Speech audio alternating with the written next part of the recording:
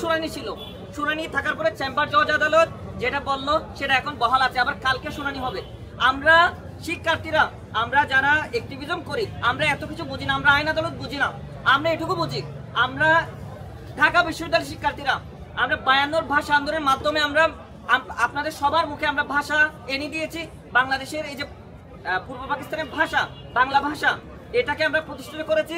আমরা 69-এর গণঅভ্যুত্থান করিয়েছি, আমরা 62 শিক্ষা আন্দোলন করিয়েছি, আমরা 71 সালের মুক্তিযুদ্ধ করিয়েছি, আমরা 1990 সালে গণঅভ্যুত্থান করিয়েছি, আমরা 24 সালে গণঅভ্যুত্থান করিয়েছি।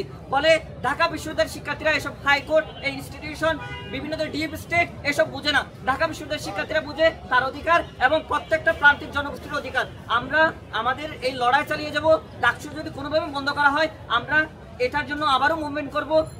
2019 সালের নির্বাচন আনতে গিয়ে আমাদের যা যা করতে হয়েছে, 2018 সাল অব্দি আমাদের যেসব আন্দোলন করতে হয়েছে, হরতাল করতে হয়েছে, অনশন করতে হয়েছে, ভাঙচুর করতে হয়েছে, আমরা করেছি। ঢাকা বিশ্ববিদ্যালয়ে আমরা করেছি। আমরা শিক্ষার্থীরা আবার এসব করতে প্রস্তুত। কোনোভাবে কোনো অজুহাতে ঢাকা বিশ্ববিদ্যালয়ের ডাকসু নির্বাচন 2025 সালের এই নির্বাচন বন্ধ করা যাবে না। শিক্ষার্থীরা মানবে না, শিক্ষার্থীরা আবারও রাজপথে ফিরে আসবে। সবাইকে ধন্যবাদ।